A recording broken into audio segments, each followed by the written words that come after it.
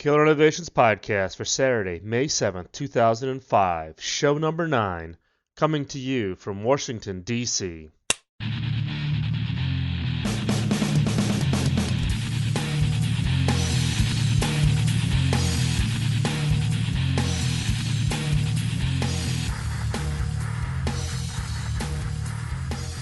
Hello, and welcome to the podcast.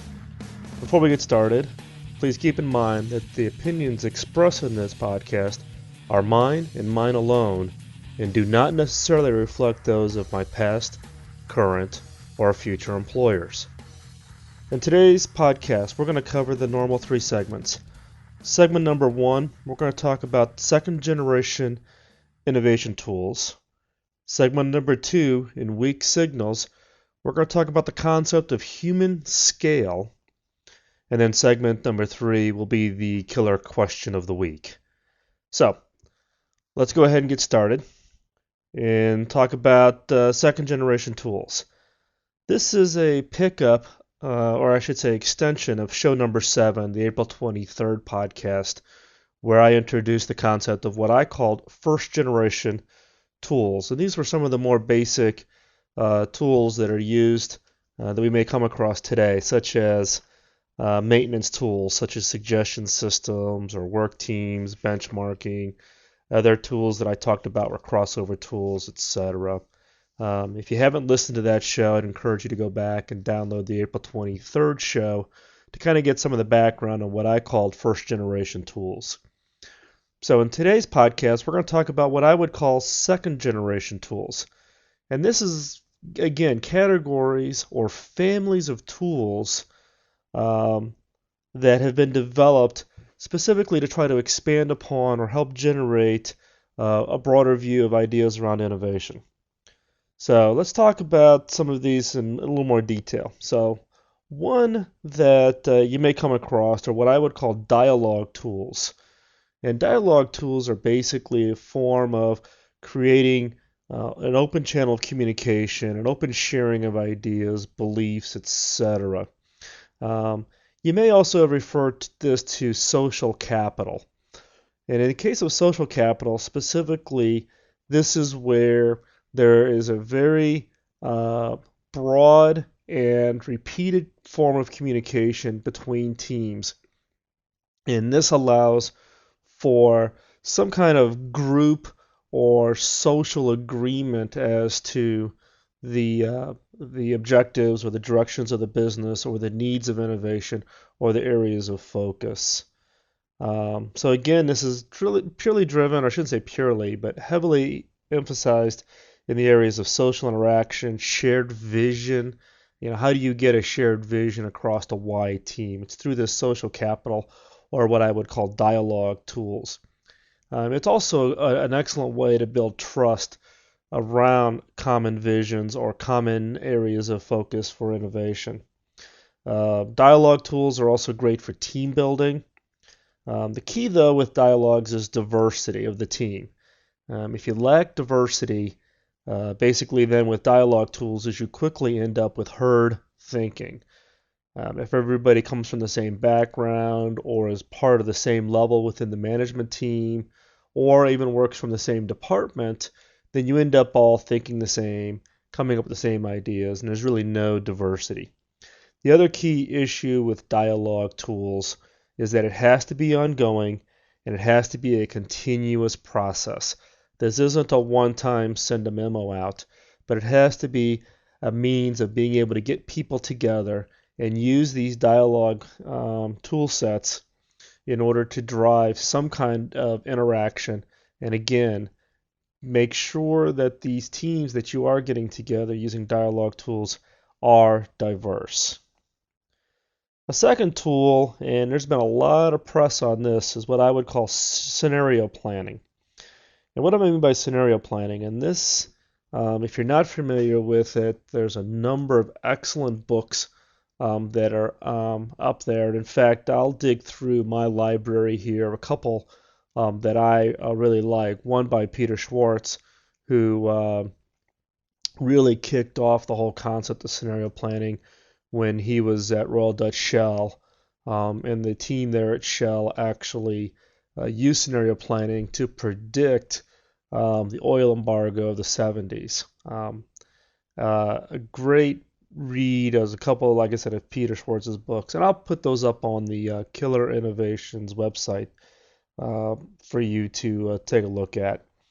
But when I talk about scenario planning, the concept behind scenario planning is that it's almost impossible to do any kind of innovation or strategy planning where you're trying to predict one and only one future.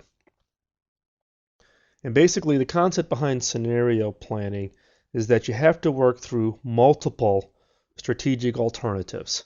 The fact is that things could happen a week from now, a month from now, or a year from now that will radically change what the outcome is going to be with regards to your plans or your directions or even the areas that you're focusing on with regards to innovation.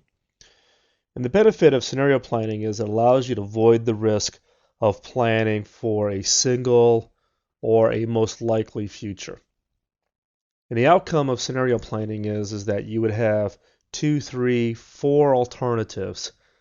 And each of those alternatives are perfectly valid depending on things that happen in the future, such as change in interest rate, new regulatory requirements, increased costs of raw goods for your products or services, whatever the case might be.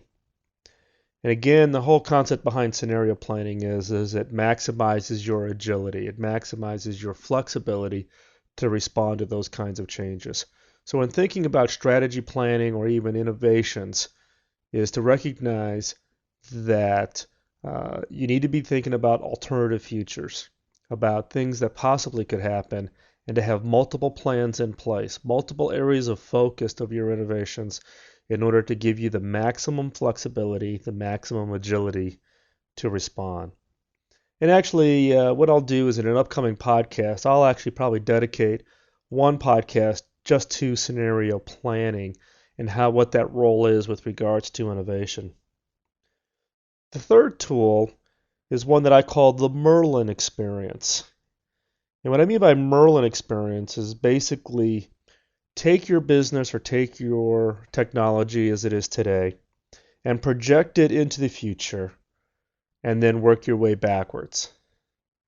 So this is kind of, taking the sci-fi view of if you've got an existing product or an existing customer base and you take them and you project them out 25 years into the future.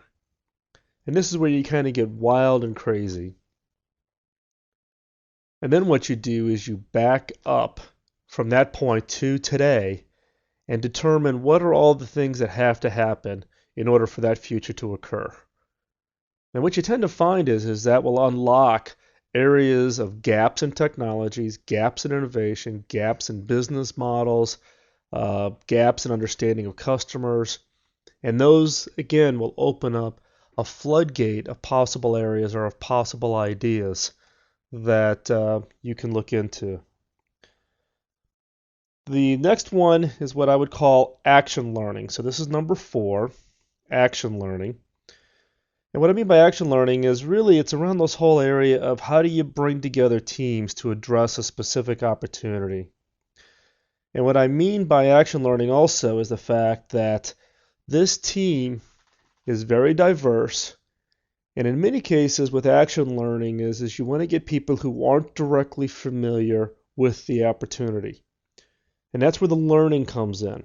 You put this team together, they're tasked with learning the area or the opportunity and then identifying the program or projects needed to address that opportunity, and then they own it all the way through.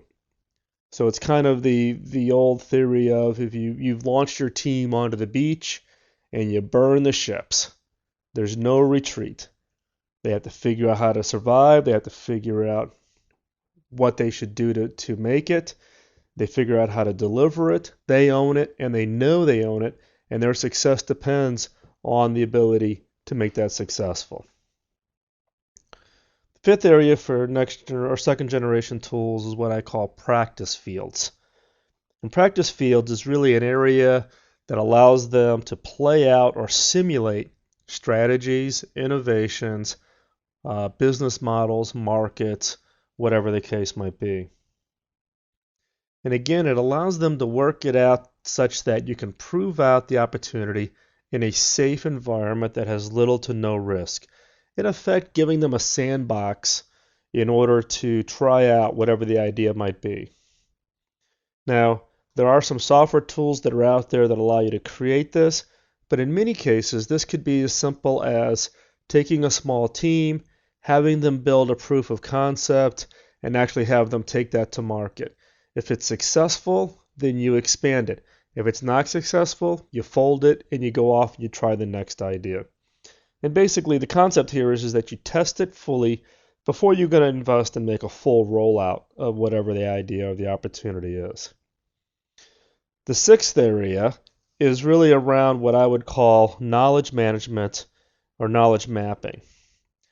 And this has kind of been the buzzword in a lot of industries for quite some time, is how do I capture all of the knowledge that's inherent within my organization, expertise within my people, knowledge about my business, products, processes, customer base, markets, etc. How do I capture it?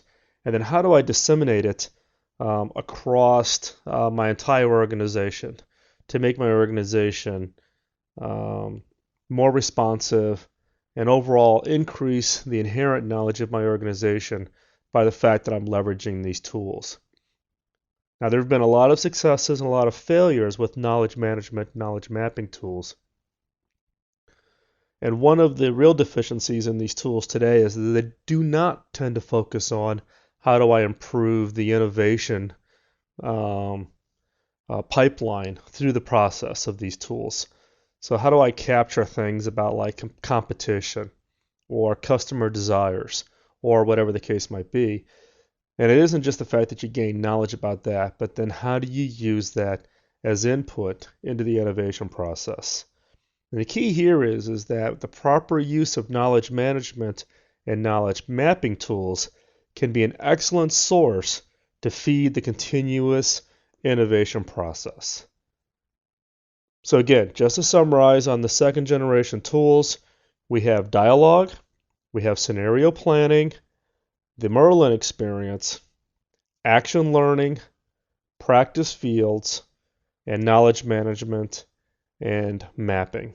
And these aren't meant to be the exhaustive list, but these are kind of the families of second generation tools that I tend to think about when I'm thinking about all the possible tools that I can leverage for an opportunity with coming up with new ideas or areas of innovation.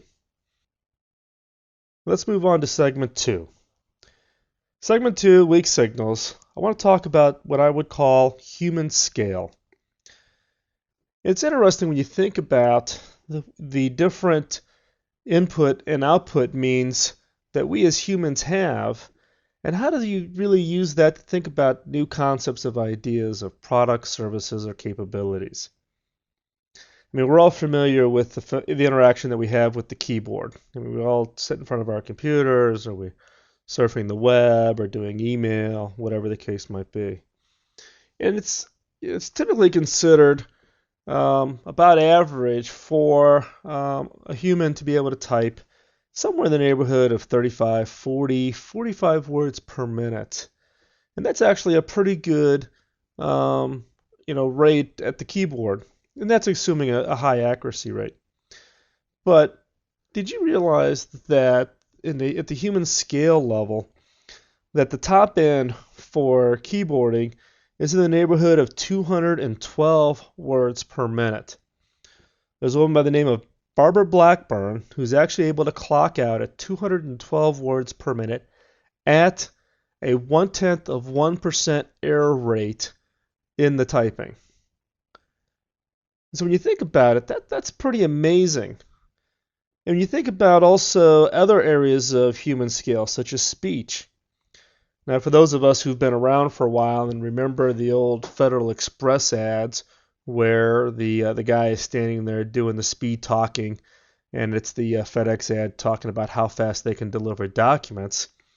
And if you may recall, the guy in the ad is a gentleman by the name of John Machida. And John Machida has been clocked in at 568 words per minute as the world's fastest talker. And this also kind of contrasts with some of the efficiencies or inefficiencies of the human body. Today our primary input into computers and infrastructures is what? Typing.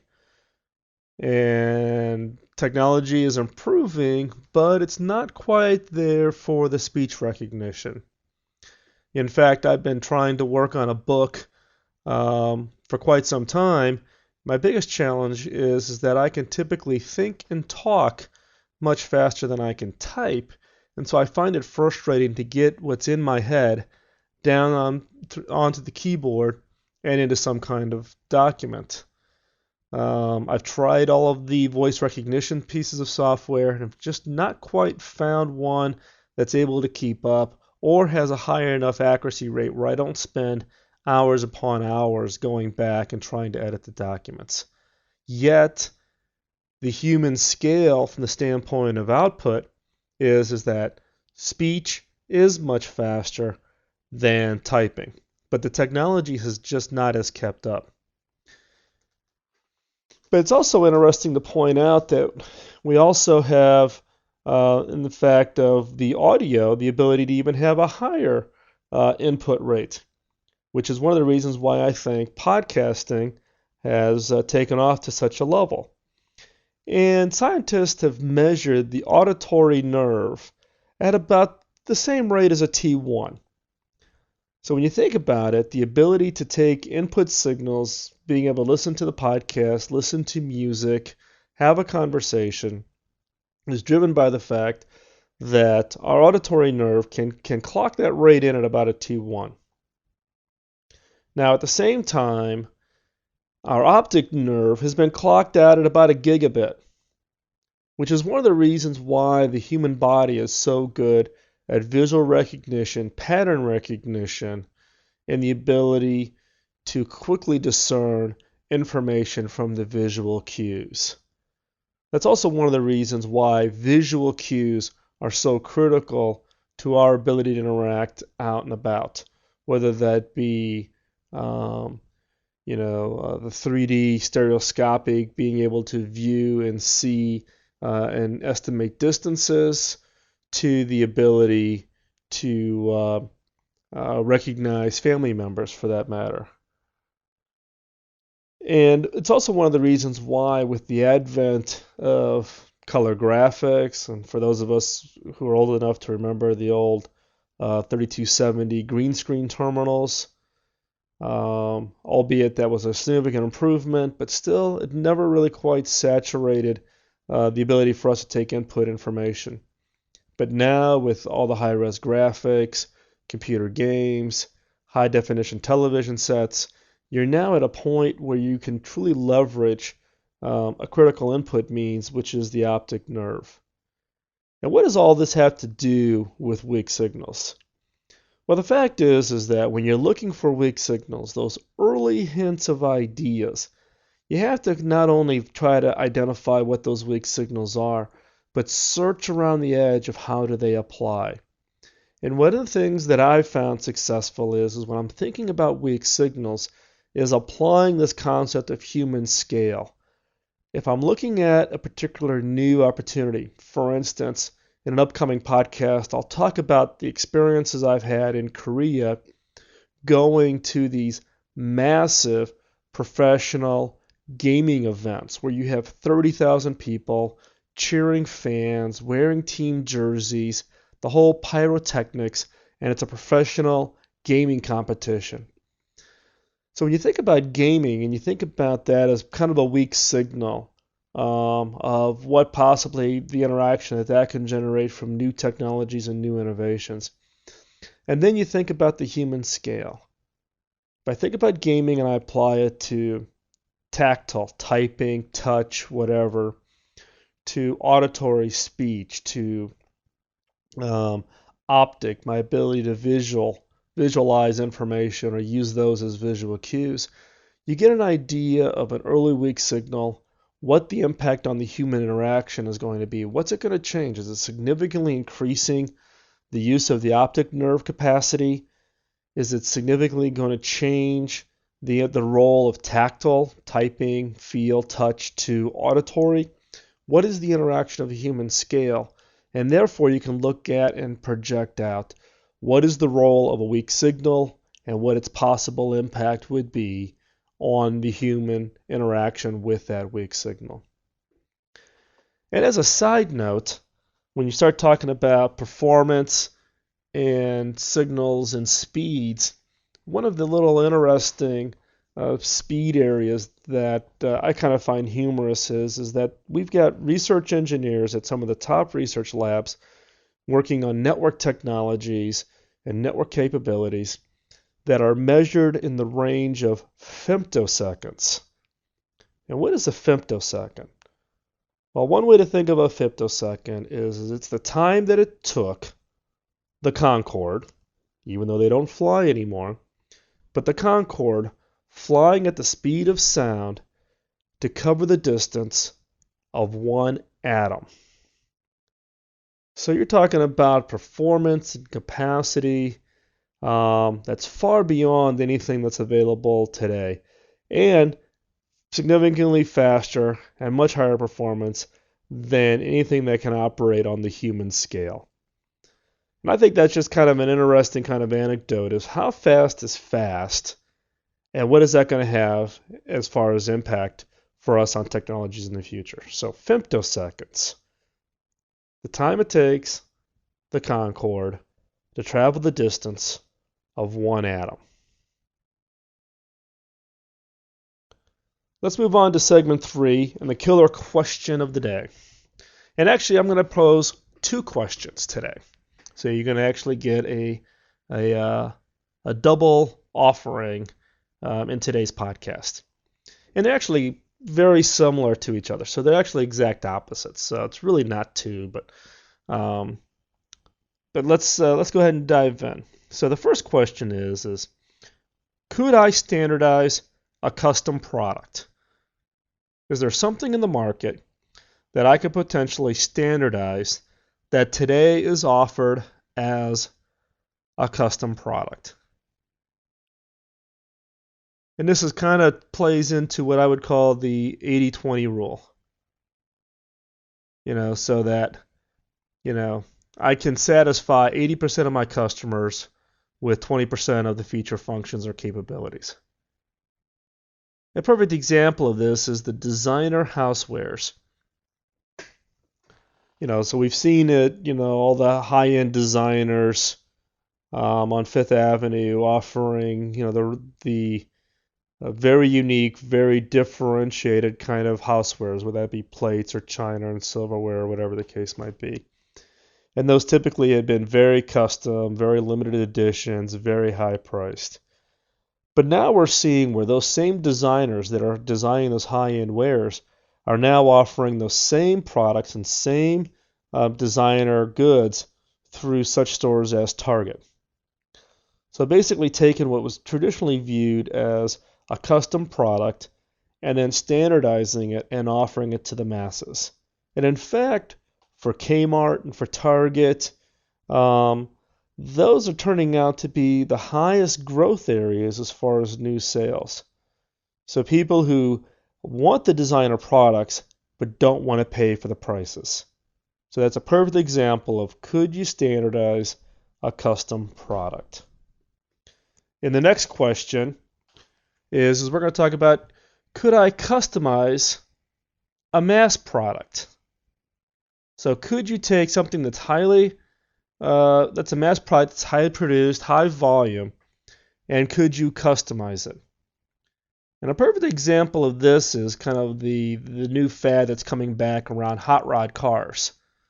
So you buy a car, it's mass produced, and then you take it and you start spiffing it out with wheels and seats and all kinds of electronics in the car and DVD players and game machines and stereo systems that put out 1,000 watts of sound.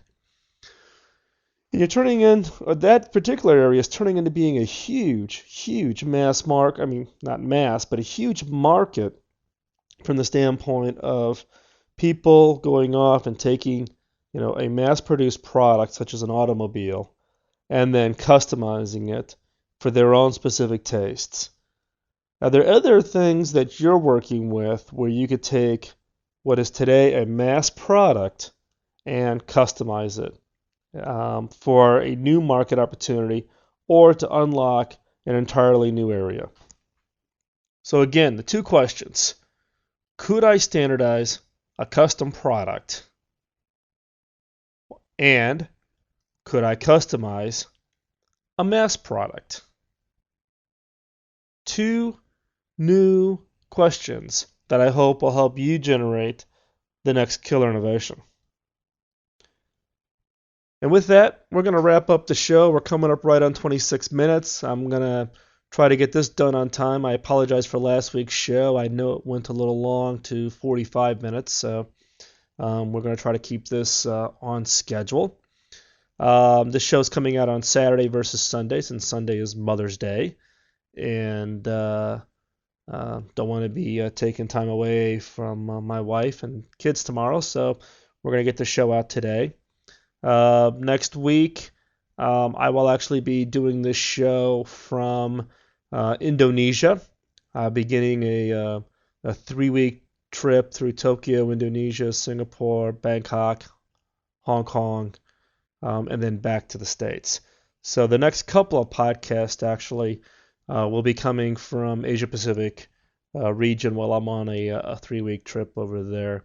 And hopefully I'll also uncover some new weak signals in the region that I'll include in the upcoming podcasts and give you the latest and greatest of what I'm seeing out there in the marketplace.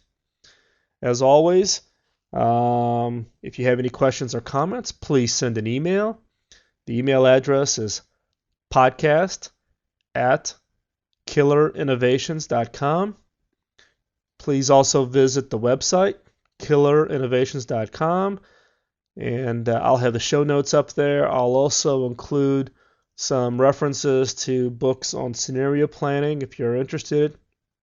And like I said, in a future podcast, I'll actually dedicate one podcast to scenario planning and its roles on how to generate innovations from those strategic planning exercises.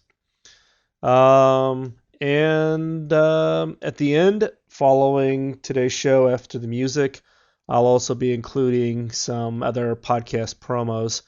Again, these are podcasts who I find interesting, and hopefully you would find them interesting.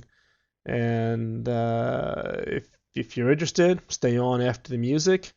If not, I'll talk to you next week. And again, please send me comments. I really enjoy the interactions with you. And don't forget to visit Podcast Alley to vote, or you can visit the killerinnovations.com site and vote for this podcast. Thank you very much, and we'll talk to you soon.